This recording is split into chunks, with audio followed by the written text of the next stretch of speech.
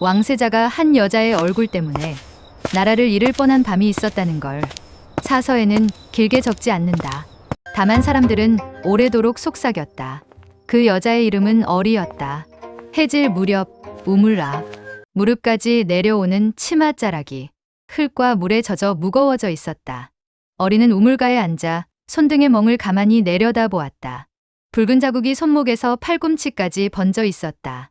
한 번은 손바닥이었고 한 번은 등짝이었고 마지막은 맞을 때만 쏟아지고 그치면 흔적을 감추었다. 하지만 손등은 뺨이었다. 욕설은 비가 아니었다. 멍은 이상하게 오래 남았다.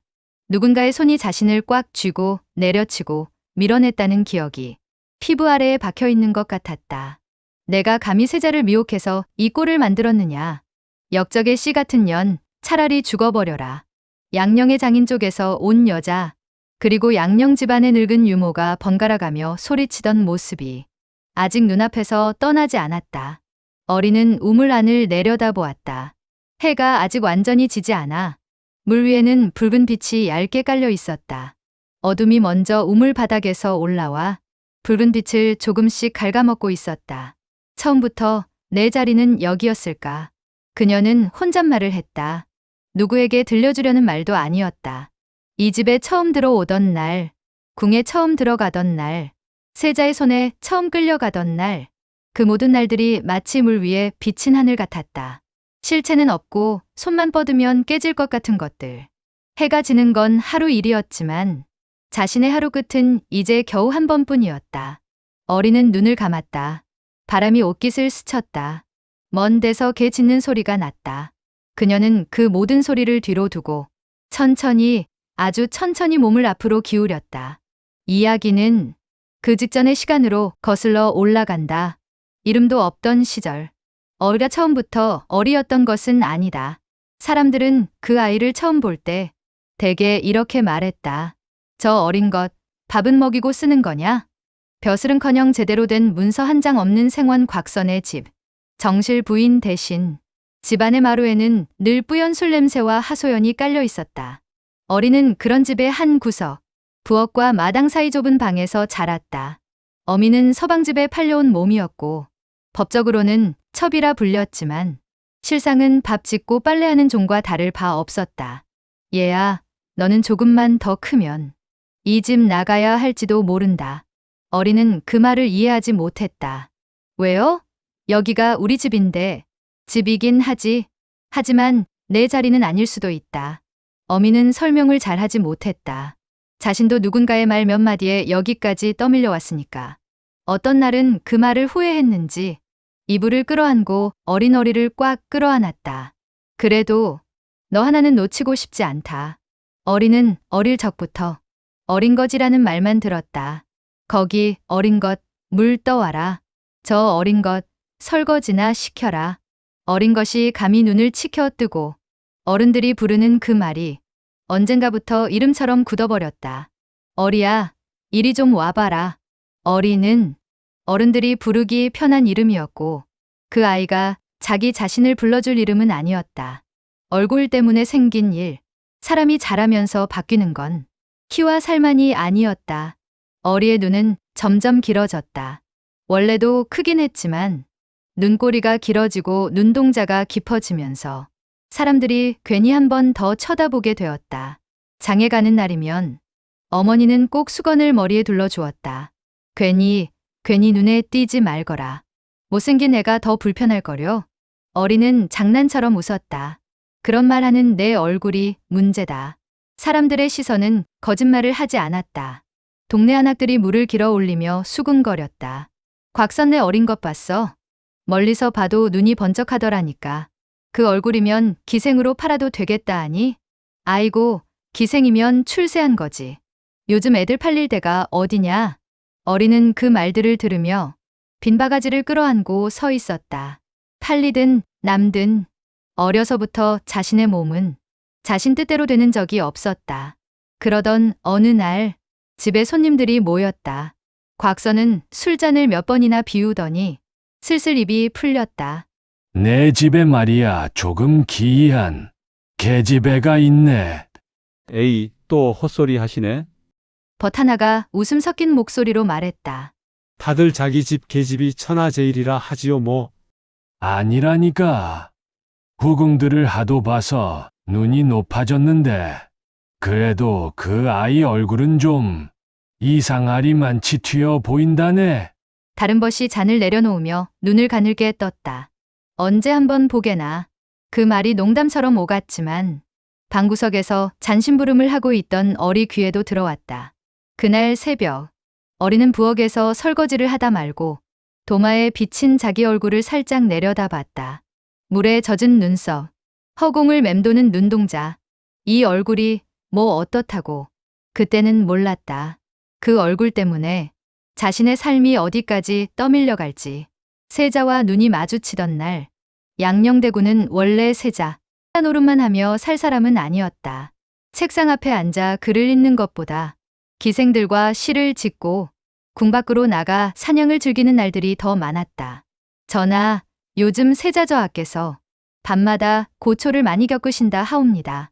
태종의 신하들이 은근슬쩍 말할 때마다 태종은 혀를 찼다. 저 아이는 왕이 될 그릇이 아니구나. 그러던 중 누군가 간신히 흥미를 끌 만한 이야기를 들고 왔다. 전하, 시골 사대부 집에 눈을 뗄 수 없는 미인이 있다 합니다. 또냐? 양녕은 웃었다. 다들 술만 먹으면 제 집첩이 세상 제일 미인이라 하지. 이번에는 조금 다르다 합니다. 소문은 대개 과장이 섞여 있지만 바람이라도 쐴 겸 한번 보고 말지. 그 생각으로 그는 적은 인원만 데리고 곽선의 집으로 향했다. 부엌에서는 어리가 장국 이고리를 씻고 있었다. 갑자기 마당이 술렁거렸다. 세자저하께서 오셨다. 어리가 당황해 고개를 들기도 전에 부엌 문이 벌컥 열렸다. 거기 어린 것, 당장 얼굴 좀 닦고 나와 보거라. 부친의 목소리에는 긴장과 기대가 섞여 있었다. 신발도 제대로 못 신고 어리는 마당으로 끌려 나왔다. 머리에는 아직 곡식가루와 재가 묻어 있었다. 차마 세숫대야에 얼굴을 한번 담글 시간도 없었다.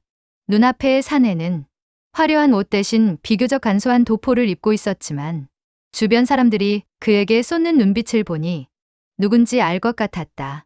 아, 세자. 양녕대군은 흙먼지 묻은 치마, 손등의 작은 상처들, 그 위로 올라앉은 얼굴을 한눈에 훑어보았다. 곡식가루가 덕지덕지 붙어있는 머리카락, 거기서도 빛나는 눈동자. 세수도 안 했는데 이 정도냐? 입가에 웃음이 비쳤다. 얼굴을 들라. 어리는 이제 도망칠 수 없다는 걸 알았다. 천천히 고개를 들었다. 눈과 눈이 마주쳤다. 잠깐의 정적. 그 짧은 순간 동안 어리는 이상한 느낌을 받았다. 저 사람 눈은 사람을 고르는 눈이 아니다. 골라서 가지고 놀다. 흥미가 식으면 내려놓는 눈이다.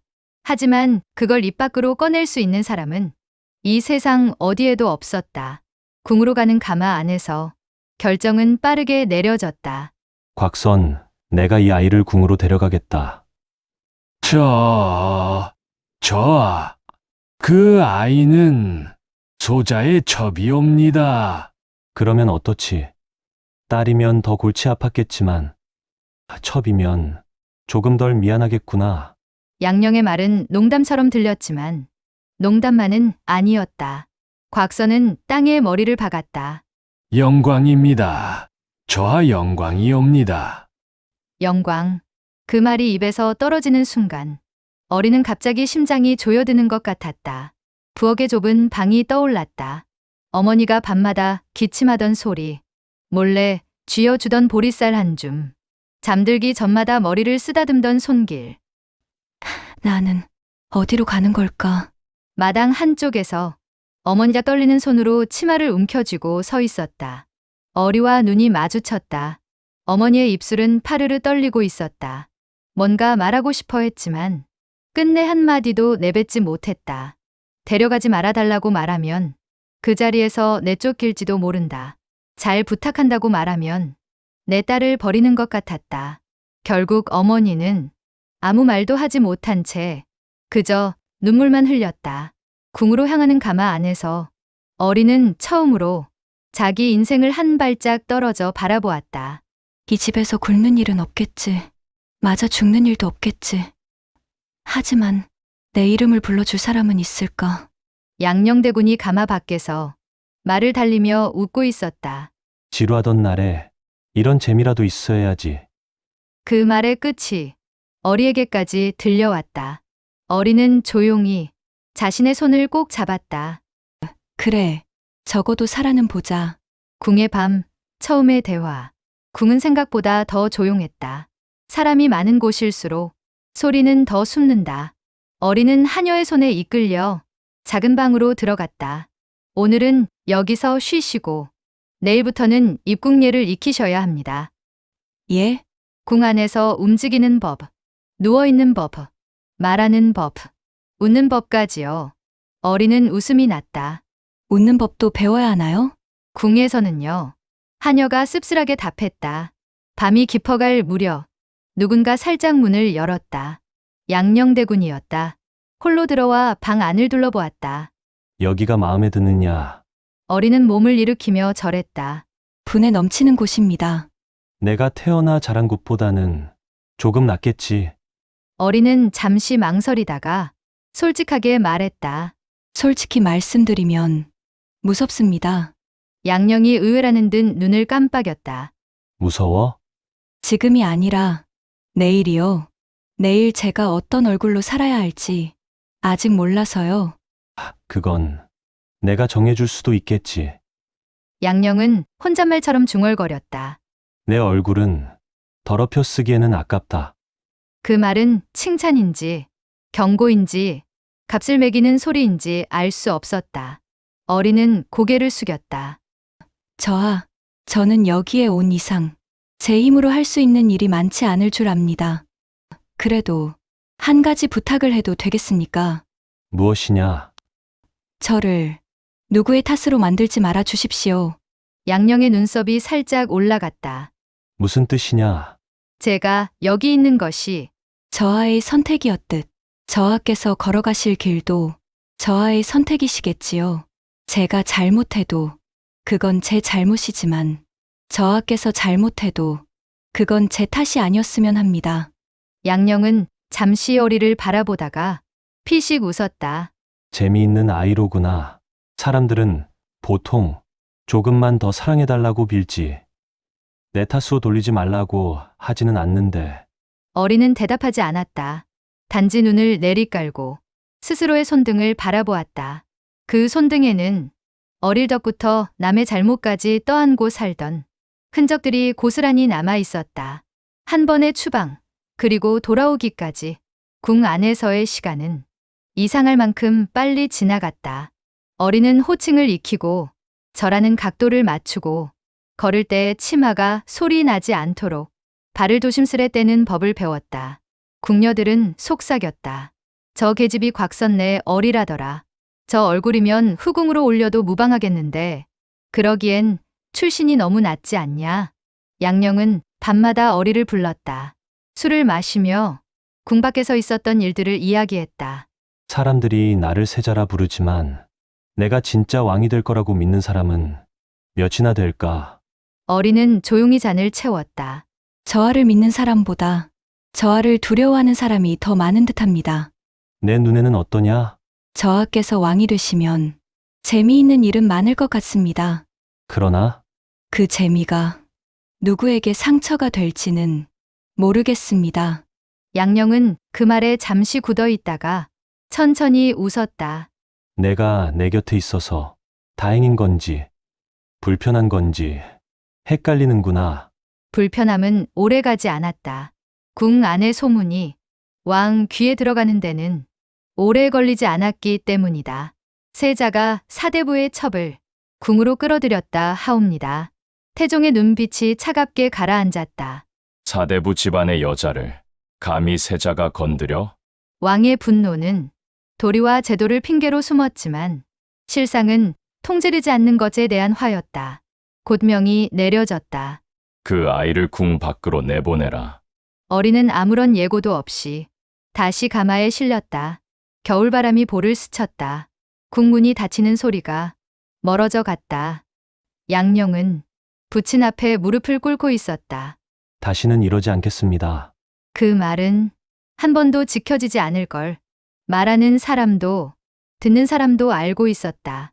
어린은 곽선의 집에 돌아오자마자 법적으로 주인 집에 폐를 끼친 계집이 되었다. 마님은 대놓고 말했다. 네가 얼굴만 그 꼴이 아니었어도 이 집에 이런 화는 없었을 거야. 어린은 웃었다. 마님, 화의 시작이 제가 아니라는 것쯤은 마님이 더 잘 아시지 않습니까? 그 웃음이 더 마님의 심기를 건드렸다.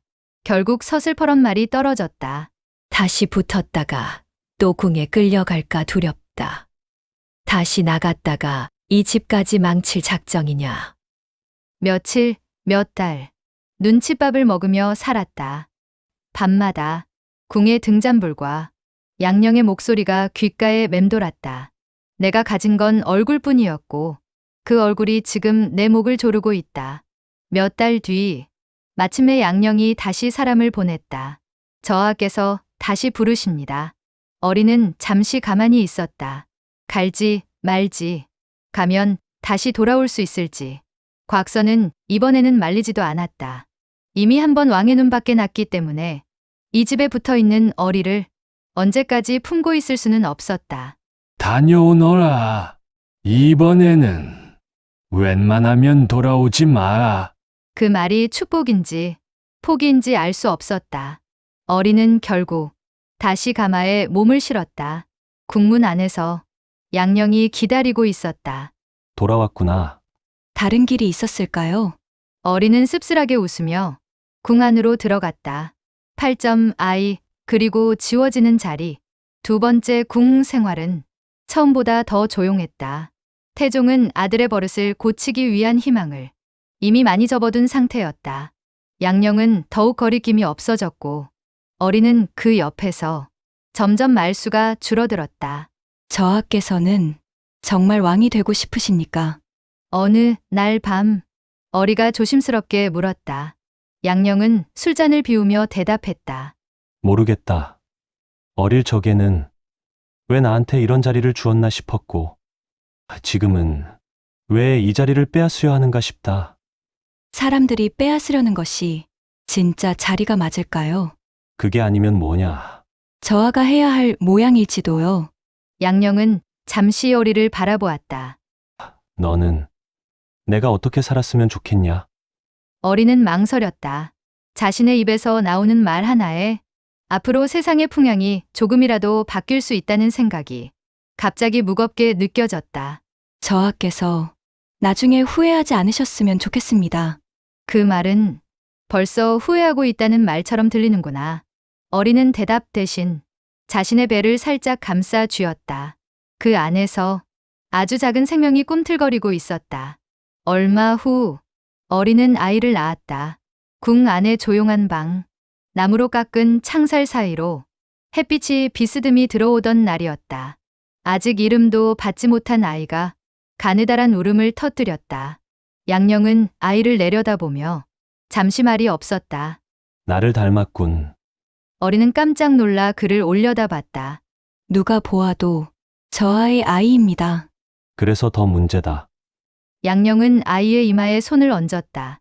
이 아이에게 내가 세자였다는 사실이.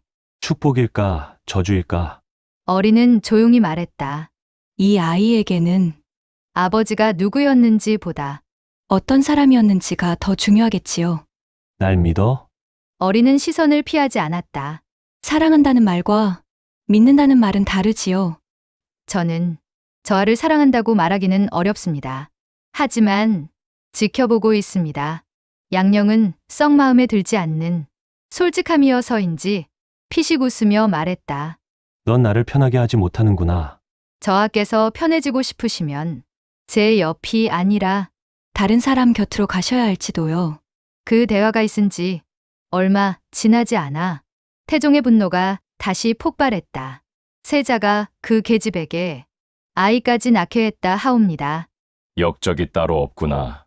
세자에게 내려지는 시선은 더 이상 단순한 남봉꾼이 아니었다. 나라를 어지럽힐 씨앗을 스스로 키우고 있는 자였다. 마침내 폐세자 교지가 내려졌다. 세자의 자리를 거두고 대신 다른 아들을 세자로 삼겠다. 그 결정이 떨어지던 날, 어린은 아이를 안고 작은 창가에 앉아 있었다. 밖에서는 궁녀들이 분주히 움직이고 있었다. 양령은 문을 벌컥 열고 들어왔다. 우리 술이나 한잔 할까? 그는 웃으려 했지만 입꼬리가 잘 올라가지 않았다. 저아, 이제 나는 저하가 아니구나. 양령은 스스로를 비웃었다. 어리야, 내가 너를 여기로 데려온 것이 잘한 일이었을까? 어린은 잠시 침묵하다가 천천히, 아주 천천히 말했다. 잘한 일인지는 모르겠지만 이 아이를 낳은 것은 후회하지 않겠습니다. 그 말은 자기 자신에게도 하는 말 같았다. 양령은 어리의 얼굴을 한동안 바라보았다. 너는 이상하다. 다들 내 곁에 있으면 영광이라 여기는데 너는 나를 영광으로 여기지도 저주로 여기지도 않는구나. 저아 아니, 이제 뭐라고 불러야 할지 모르겠습니다만 그냥 양령이라 불러라. 양령. 처음으로 이름을 불렀다. 그 이름에는 왕의 그림자도 세자의 모양도 붙어 있지 않았다. 오직 한 사람의 남자가 있었다. 그 남자는 폐위되었고 남은 것은 어리와 아이뿐이었다. 그러나 곧 어리마저 궁에서 내쫓겼다. 그 계집은 궁 안에 둘 수 없다. 태종의 분노는 끝내 그녀에게까지 향했다. 9점 망가진 인생의 죄를 누구에게 씌울 것인가. 궁에서 나온 어리를 맞이한 것은 양령의 집안 사람들이었다. 양령은 산골로 내려가게 되었고 그 사이에서 정리를 맡은 사람들은 모든 화살을 돌릴 대상을 찾았다. 가장 쉬운 관역은 언제나 힘없는 사람이다. 내가 감히 세자 저하를 미혹해서 이 꼴을 만들어 놓고도 떳떳하다고 생각하냐? 양령의 부인 쪽 집안에서 온 여인이 어리의 머리채를 잡아당겼다. 유모가 옆에서 혀를 찼다. 얼굴만 반반하면 다냐? 이 집안이 몇 대를 쌓아 올린 자리를 한 번에 무너뜨려 어리는 땅에 무릎을 꿇고 아이를 품에 안았다. 아이만은 떨어뜨리지 않으려 손에 힘을 잔뜩 주었다. 이 사람들이 던지는 말이 완전히 틀린 것도 아니다. 그녀는 알고 있었다. 자신이 무언가를 선택할 때마다 누군가의 인생에 금이 갔다는 걸. 하지만 동시에 이 집안의 균열은 이미 오래전부터 생겨 있었다는 것도. 세자였지만 왕이 될 준비는 하지 않았던 그 사람. 아들을 사랑했지만 권력을 놓지 못한 왕. 모두가 조금씩 밀어서 결국 이 자리까지 와 놓고는 이제 와서 나 하나에게 죄를 모으려 드는구나. 어리는 입술을 깨물었다. 말해 보아라. 내 죄가 무엇인지. 여인이 다그쳤다. 어리는 천천히 고개를 들었다. 선명한 손자국이 뺨 위에 남아 있었다. 제가 잘못한 것이 있다면 맞을 준비도 되어 있습니다. 하지만 저 하나 때문에 세상에 모든 잘못이 생긴 것처럼 말하는 건 그건 거짓입니다. 여인이 손을 들었다. 인연이 아직도 정신을 못 차렸구나. 그 손이 떨어지기 전에 어리는 눈을 감았다. 이 손은 이 사람의 분노를 나에게 묻으려는 손이다. 그 순간 멀리서 아이가 울음을 터뜨렸다. 어리는 본능적으로 아이 쪽으로 몸을 돌렸다. 다행인지 누군가 아이를 안고 뒤로 물러났다. 어리는 비틀거리며 일어나 아이를 다시 품에 안았다. 피가 입가에 맺혀 있었다. 됐어. 어리는 속으로 중얼거렸다. 이 사람들의 분노는 이 정도에서 마치자. 내가 더 맞는다고 해서 이 집안이 나아질 것도 아니니까. 그날 밤 어리는 아이와 함께 조용히 집을 빠져나왔다. 아무도 잡지 않았다. 아무도 말리지 않았다. 한때 세자의 숨결이 닿던 그 아이는 이제 짐이었고 어리는 위험한 기억이었다. 그렇게 두 사람은 버려졌다. 다시 우물 앞에서, 다시 현재 어리는 우물 앞에 앉아 있었다. 아이를 품에 안았던 품은 이제 텅 비어 있었다. 아이를 먼저 친정 쪽 먼 친척에게 맡기고 왔다. 일손이 필요하던 집이라 기꺼이 받아주었다. 우리 집에 사내아이가 하나 더 생기는 셈이지 뭐. 그 말을 듣고 돌아오는 길에 어리는 우물 앞에 멈춰 섰다. 이제 정말 혼자구나. 세자도, 왕도, 집도, 어머니도 없었다. 있었던 건 잠깐의 화려함과 기억뿐이었다. 나는 무엇이었을까? 궁에서는 미인 어리라 불렸다. 곽선의 집에서는 어린 거지라 불렸고 양령의 곁에서는 저의 사람이라 불렸다. 하지만 단 한 번도 누군가에게 너는 너다 라고 불린 적은 없었다. 우물 안 물결이 잔잔히 흔들렸다. 해가 거의 다 져서 붉은 빛이 진한 보라색으로 변하고 있었다. 어리는 천천히 입을 열었다. 나는 누군가의 죄목으로만 남고 싶지는 않다. 그 말은 누구를 향한 것도 아니었다. 양령을 원망하려면 당연히 할 말이 많았다. 하지만 그를 떠올리면 격한 원망보다는 이상하게 가엾다는 마음이 먼저 들었다. 왕이 되고 싶은지도 모르면서 왕이 되라고 등을 떠밀리던 사람. 태종을 원망하려 해도 마찬가지였다. 아들을 지키고 싶어 하면서 왕위도 지키려 했던 사람. 자신을 팔아넘긴 아버지. 말리지 못했던 어머니. 돌을 던지던 여인들. 모두를 다 미워하기에는 어리의 마음이 너무 좁고 이미 너무 지쳐 있었다. 그러니 적어도 나만이라도 나를 정리하자. 그녀는 조용히 몸을 앞으로 숙였다. 차갑게 올라오는 공기가 목을 감쌌다. 마지막 순간 어리는 희미하게 속삭였다. 그래도 나는 누군가를 사랑했고 누군가에게 사랑받았다. 그 사실만은 누가 뭐라 해도 지워지지 않기를 바라면서. 그리고 물은 조용히 닫혔다. 그 이후 하루 끝에 남은 사람. 세월이 흘렀다. 양령은 산골로 내려가 살았다. 완전히 미쳐버리지도 않았고 완전히 반성하며 살지도 않았다. 가끔은 술을 마시고 가끔은 시를 짓고 가끔은 한숨을 쉬었다. 마을 사람들은 이상한 말을 하는 그 사내를 두고 속삭였다. 저희는 원래 궁에서 살던 분이라며 왕 될 뻔했다던데. 그러게 말이야. 왜 갑자기 내려와 사는지 누군가가 해가 지는 산을 올려다보는 그의 얼굴을 보고 이야기했다. 저희는 해질 무렵만 되면 누군가 이름을 부르는 것 같더라. 누구 이름? 잘은 못 들었는데 어리? 어리라 부르던가. 어느 날 오래된 친구 하나가 찾아왔다. 둘은 나무 그늘 아래 앉아 소박한 술상을 나눴다. 친구가 물었다. 후회하냐? 무엇을? 왕이 되지 못한 걸. 양령은 잠시 생각하다가 조용히 말했다. 처음에는 왕이 되려던 것도 아니었고, 지금은 왕이 못 됐다고 그렇게까지 후회하지도 않는다. 그럼 무엇이 후회되나? 그는 저물어가는 하늘을 바라보며 한참 동안 말이 없었다.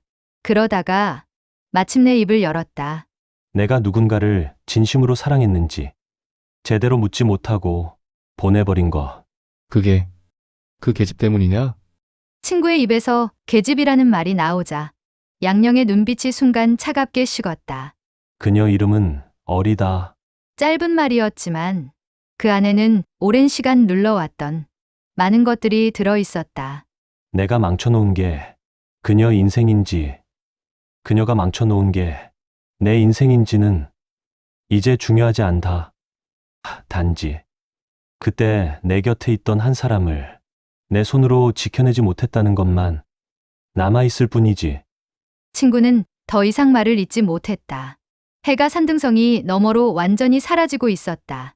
양령은 마지막 빛이 사라지는 것을 끝까지 지켜보다가 중얼거렸다. 조선의 역사책에는 미인 어리라고 적히겠지. 하지만 내 기억 속에서 그녀는 그냥 처음으로 내게 저와도 한 사람의 사람이다라고 말해준 사람이었다. 남는 한 줄, 후대의 사람들은 이 이야기를 조금씩 바꾸어 전했다. 어떤 이는 말했다. 옛날 조선에 얼굴 하나로 세자의 자리를 무너뜨린 여인이 있었단다. 이름은 어리, 죄는 미모였고 벌은 사랑이었지. 또 어떤 이는 이렇게 말했다. 아니다. 얼굴 때문만은 아니었지. 어차피 세자의 자리는 흔들리고 있었고 그 틈 사이로 한 여인이 스며들었을 뿐이다. 누군가에게는 그저 흥미로운 궁중 스캔들이었고 누군가에게는 쓸쓸한 사랑 이야기였으며 어느 노인에게는 손주들에게 들려주는 짧은 민담이었다. 그러니라 사람이 너무 예쁜 것도 복은 아니란다. 하지만 어른이 되어 이 이야기를 듣는 사람들 중 몇몇은 조금 다르게 받아들인다. 누구의 죄로 남고 싶지 않다고 말하던 여인, 내 탓으로 돌리지 말라던 여인, 자신의 삶을 스스로 마무리하면서도 사랑했던 시간만은 부정하지 않으려 했던 여인.